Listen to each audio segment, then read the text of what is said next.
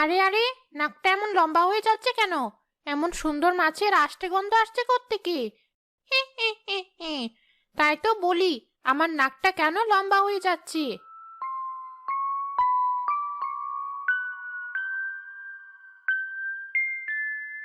বুঝলে গিন্নি, এমন খাসা একটা মাছ নিয়েছি।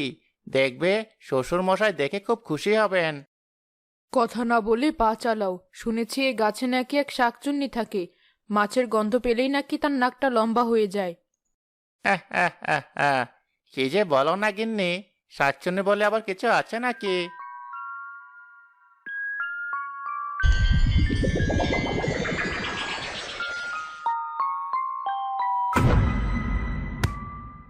এ, শাকচুন্নি, ওরে বাবারে!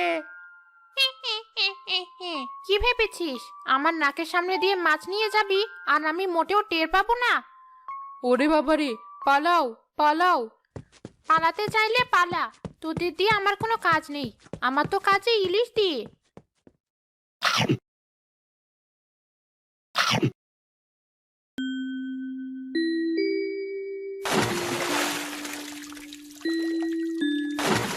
এ কি, ঘুম ভাঙতে এখানে চলে এসেছো?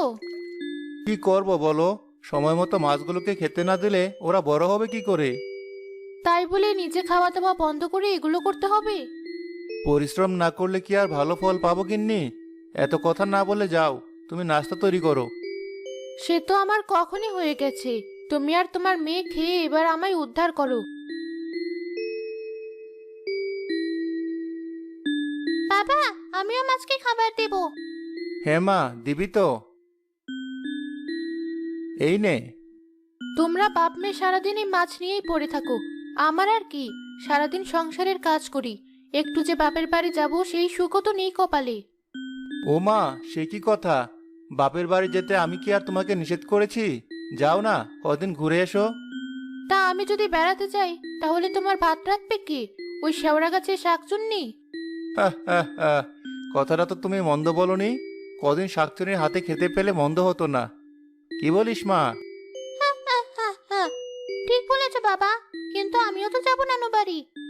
আচ্ছা বেশ, যাবি, এবার চল খেয়ে নি।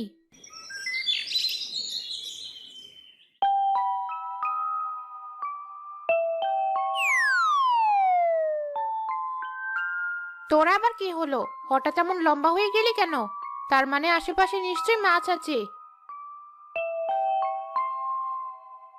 ওই তো, ওই পুকুর থেকেই তো গন্ধটা আসছে মনে হচ্ছে।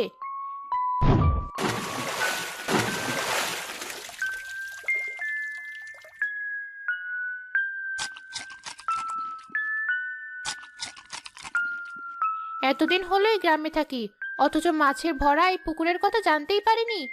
জ্যান্ত মাছের কি স্বাদ! আজ থেকে এই পুকুর আমি ছাড়ছি না। আজ থেকে আমি এখানেই থাকবো।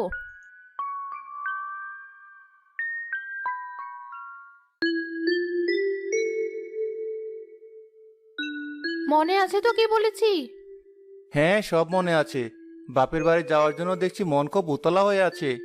আচ্ছা, আমি আজই তোমার ভাইকে খবর পাঠাচ্ছি। মন ওতলা হবে না? সেই কবে বাবা মাকে দেখেছি। আচ্ছা, এবার আমায় বাজার যেতে দাও দেখি। মাছের জন্য আরো খাবার আনতে হবে। সময় পেলে রাজীবকে দিয়ে তোমার ভাইকে খবর পাঠাচ্ছি। আচ্ছা বেশ, তাই করো।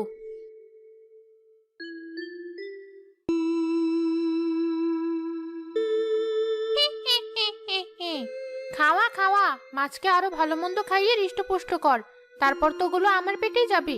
ভালো জায়গায় এসেছি, এবার আর আমাকে খুঁজে খুঁজে মাছ আনতে হবে না। শাকচুন্নি আবার উড়ে এসে পুকুরে ডুব দিয়ে মাছ খেতে লাগলো। এই যে রাজীব ভাই, তোমাকে এখানেই পেয়ে গেলাম। ভালোই হয়েছে, তোমাকে আমার খুব দরকার ছিল। সে কি সেলিম ভাই, আমাকে আবার তোমার কিসের দরকার? তুমি তো রোজই আমার শ্বশুরবাড়ির এলাকায় যাও শুনেছি। হ্যাঁ, তা তো যাই। আসলে ওখানেই তো আমার মূল ব্যবসা। তা সেখানে তোমার কি কাজ? আর কি কাজ? বউ আর মেয়ে সারাদিন সেখানে যাবে বলে কান মাথা খাচ্ছে। এখন আমি তো আর যেতে পারবো না কাজ ফেলে।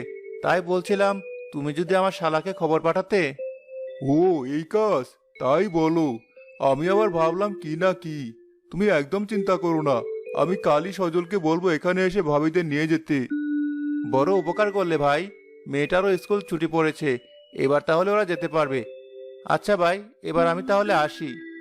আচ্ছা, আমিও চলি।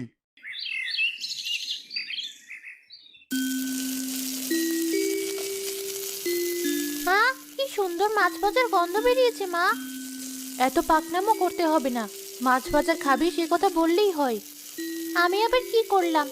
অত কথা না বলে যা বাটি নিয়ে আয়, গরম গরম মাছ ভাজা তুলে দিচ্ছি, বারান্দায় বসে খা। কি মজা, কি মজা, আজ খাবো মাছ ভাজা। ঋতু এক দৌড়ে বাটি আনতে চলে যায়। ওদিকে মাছ ভাজার গন্ধে শাকচুনির নাক আবারও লম্বা হতে শুরু করে। মাছ ভাজার কি সুবাস! এই মাছ ভাজা খেতে না পারলে আমার শাকচুন্নি হওয়া বৃথা। যাই, এক্ষুনি খেয়ে আসি।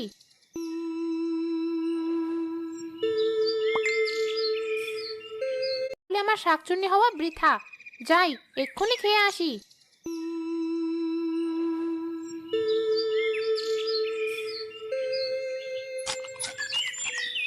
মাছ ভাজার কি স্বাদ! মনে হচ্ছে সারাদিন খাই। সারাদিন খাবি? দাঁড়া, তোকে দেখাচ্ছি মজা। এখন ওই মাছ ভাজা আমার পেটে যাবে। শাকচুনি তার জাদু শক্তি দিয়ে ঋতুর বাটির মাছ ভাজা খেয়ে ফেলে।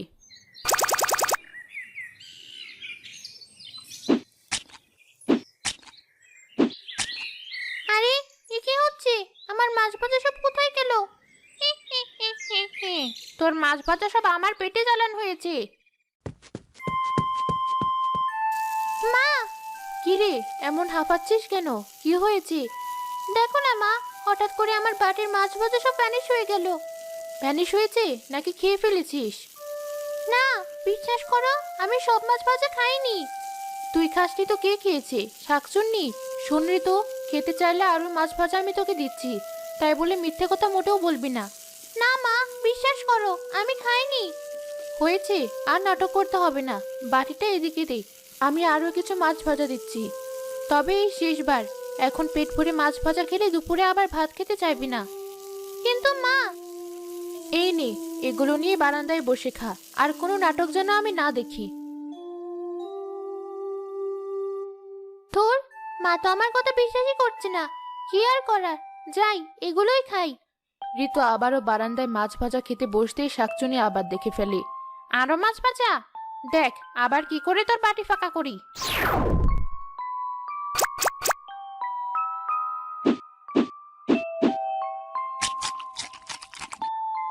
ওরে বাবারে, আমার বাটি ফাঁকা হয়ে গেল। না না, আমি আর মাছ ভাজা খাবো না। ঋতু ভয়ে দৌড়ে ঘরে চলে যায়। মানুষের বাচ্চাটা ভয় পালিয়ে গেছে। এমন স্বাদের মাছ ভাজা যদি রোজ রোজ পেতাম। ওই কাঁচা আষ্টে মাছ খেতে খেতে মুখটা কেমন পচে গেছে। কিন্তু কি আর করা, এখন গাছে ফিরে যাই।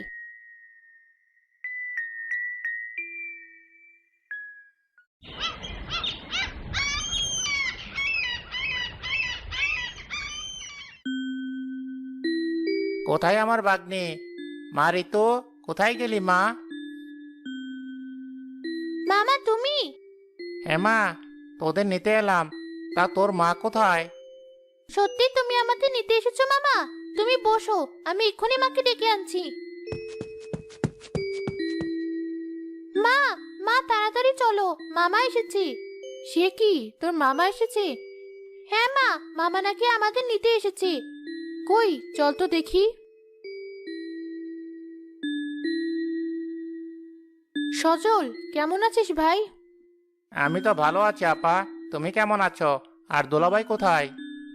কোথায় আবার, দেখ গিয়ে পুকুর পাড়ে পড়ে আছে। তার তো সারাদিন সেখানেই কাজ। ভালো ভালো, শুনেছি এবার নাকি তোমাদের পুকুরে অনেক মাছ হয়েছে। হ্যাঁ ভাই, দুদিন থাক, তোকে পুকুরের তাজা তাজা মাছ রান্না করে খাওয়াবো।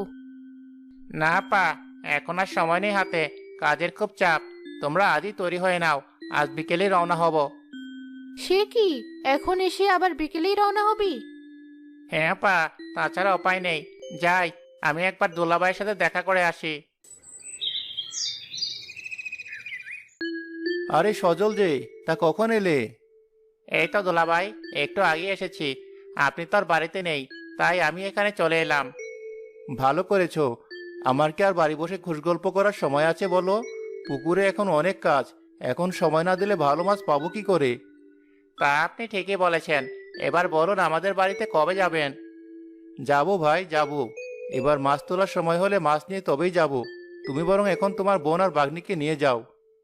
বেশ, আপনি যখন বলছেন তাই হবে। সজল আর সেলিমের সব কথা তালগাছে বসে থাকা শাকচুন্নি শুনে। তার মানে ওই মানুষের বাচ্চার বউটা বাড়িতে থাকবে না, এই সুযোগটা হাতছাড়া করলে চলবে না। এবার আমাকে রান্না করা মাছ খাওয়া থেকে কে আটকাবে? সেদিন বিকেলে সাজেদা আর ঋতুকে নিয়ে সজল রওনা হয়। সাবধানে থেকো আর ঠিক সময় মতো খাবার খেও। আরে ধুর, আমাকে নিয়ে চিন্তা করো না তো, তোমরা সাবধানে যেও। বাবা, তুমিও চলো। না মা, আমার হাতে সময় নেই, সময় করে আমি যাব। তোরা এখন বেরিয়ে আয়। যাও ভাই সজল, এখনই রওনা হও। আচ্ছা দুলাভাই, আপনি সাবধানে থাকবেন।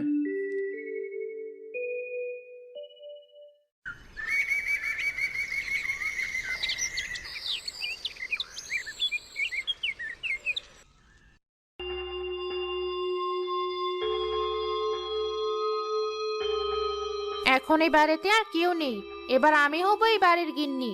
তখন পুকুরের কাঁচা মাছ আর রান্নাঘরের ভাজা মাছ সবই আমার হবে। হি হি হি হি হি। এখন ওই মানুষের বাচ্চাটা আমায় মোটেও চিনতে পারবে না। এবার আমি এই রূপেই ওই বাড়িতে ঢুকবো আর পেট পুড়ে মাছ খাবো। কোথায় গেলে? তাড়াতাড়ি দরজাটা খোলো। এ কি, এত সকাল সকাল গিন্নির গলা? কিন্তু সে আসবে কোথা থেকে? আগে দরজাটা খুলে দেখি। এ কি গিন্নি, তুমি এত সকাল সকাল চলে এলে যে? কিছু হয়েছে নাকি? কি আর হবে, তোমার চিন্তায় সারা রাত ঘুমোতে পারিনি। একা মানুষ, কি রাঁধবে কি খাবে, এই চিন্তায় আর থাকতে পারলাম না, তাই তো ভোর হতেই চলে এলাম।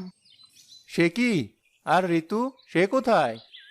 সে আবার কোথায়? সে তো ওখানেই আছে, এত করে বললাম, কিছুতেই আসতে চাইলো না, তাই রেখে এসেছি। না না গিন্নি, এ তুমি মোটেও ঠিক করোনি। মেয়েটা ওখানে একা থাকবে কি করে? একা কেন, ওখানে তো অনেকেই আছে। তাছাড়া সজল তো বলেছে 2 দিন পরও এসে ঋতুকে দিয়ে যাবে। আচ্ছা বেশ, এসে যখন পড়েছ কি আর করা। তুমি বসো, আমি দেখি পুকুর থেকে 2টো বড় মাছ ধরে আনি, দুপুরে রান্না করবে। সে কি,